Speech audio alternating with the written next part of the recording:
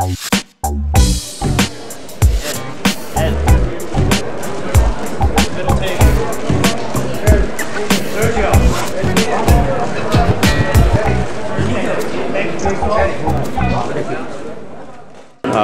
One TV here with Bob Arum. Welcome back to New York, Bob. How you doing? Good.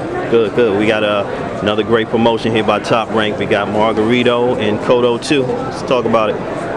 Well, you know, these two guys, Tony Margarito and Miguel Cotto, come to fight. And so the fans will see a very, very exciting fight. It's almost like a war of attrition.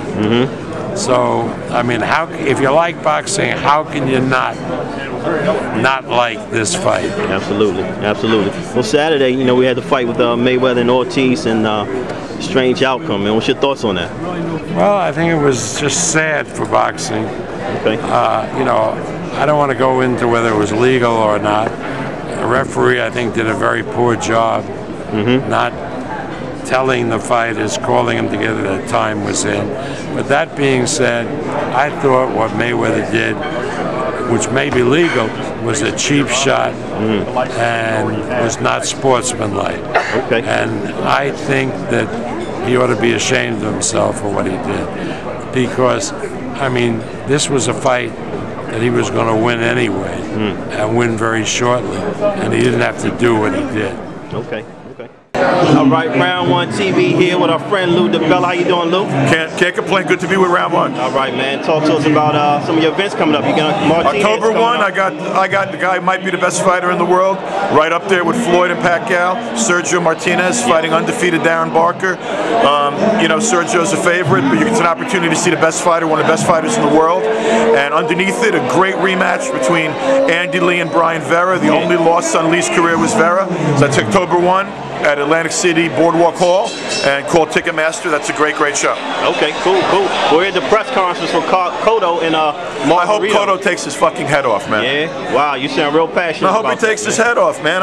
You know what? I mean, look, I don't think Margarito and I are going to be having dinner anytime soon because I'm sure he hates my guts. But the idea that you could become a multi-millionaire because you cheated sort of makes me sick. So I'm rooting for the guy that didn't cheat to beat the shit out of him. I got you. See the fight Saturday, Floyd and Ortiz? Yeah, and Floyd did nothing wrong. And anyone who thinks he did doesn't know anything about boxing. Floyd did nothing wrong. There was no issue with sportsmanship. If you want to talk about unsportsmanship, hitting a guy behind the head 10 times in one corner and then crossing over and looking like Luca Macy, the soccer player, trying to head a ball into the net with a completely intentional gross headbutt. If the referee says time in, time's in. Act like a fighter and come forward and fight.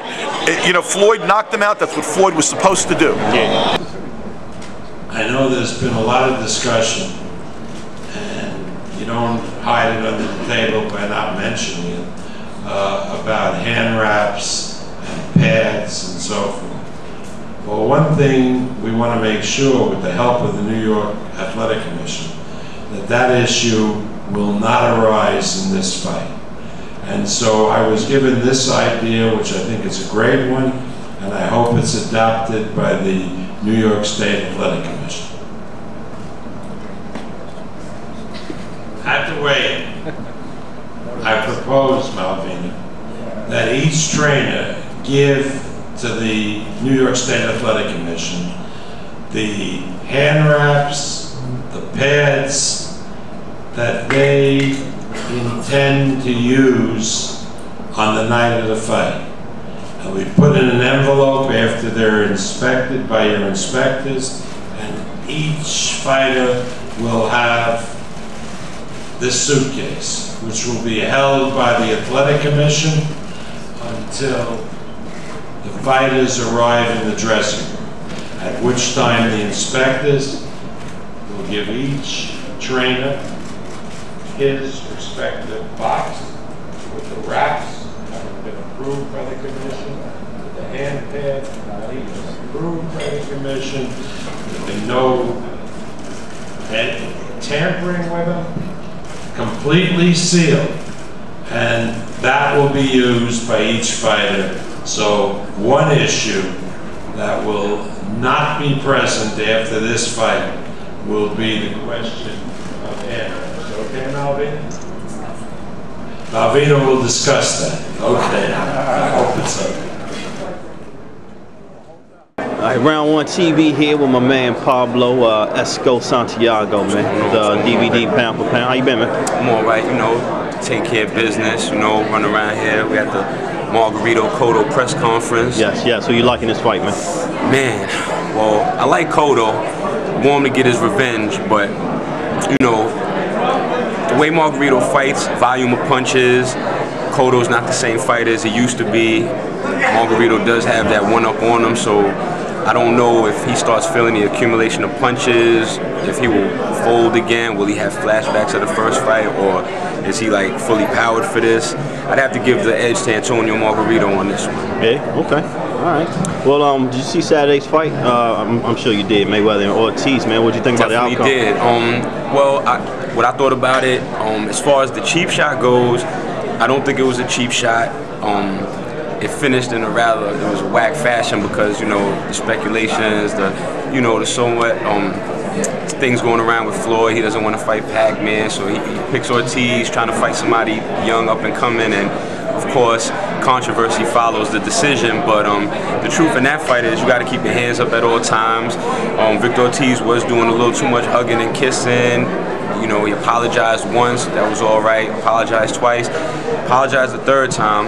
If you really look at the footage, referee Joe Cortez did tell him to go. His problem was with the ring, with the keeper. Right. I guess he was waiting for them to ring the bell. So as he looked back, his eyes was right on them, waiting for them. But he had already left the two fighters alone. If he didn't give him, tell him to fight, he would have still been in between them. Right. So it kind of played out whack. Victor Ortiz also getting hit the first time, had an opportunity to look at Floyd the second time and maybe cover up. He chose to look at the ref, look for a way out, look for maybe a point deduction, in return, and got walloped with a right. So I blame Victor Ortiz's chin, man, on that one. Yeah. The post-fight interview with Larry Merchant, man. What was your thoughts on that, man? I agree with Floyd. I mean, people could say it's wrong. That is Larry's job, to play that position. But there wasn't one question asked about his performance, his ring rust. How did it feel to be back after all this layoff? No props for the man, no credit due whatsoever. And even when asked afterwards why he thinks he acted like that, he said because he knew the Pacquiao question was coming next. Why are you asking him about Pacquiao when he just defeated Victor Ortiz? He just won a welterweight championship of the world, WBC. Out of the questions that were asked, none of them were pertaining to his victory. I feel like, at that time, you're able to shout out the people who helped you through this, the hard training, the fans who paid for the pay-per-view, and the fans that came out. And Larry Merchant just wanted to hate on him from the beginning, from question one. So gotcha. I'm not mad at Floyd. He's one of the only ones to verbally say how he feels. Saw Larry talk about 50 years from now. 50, he wouldn't have did shit. He would have been 43-0, fucking beating Larry Merchant.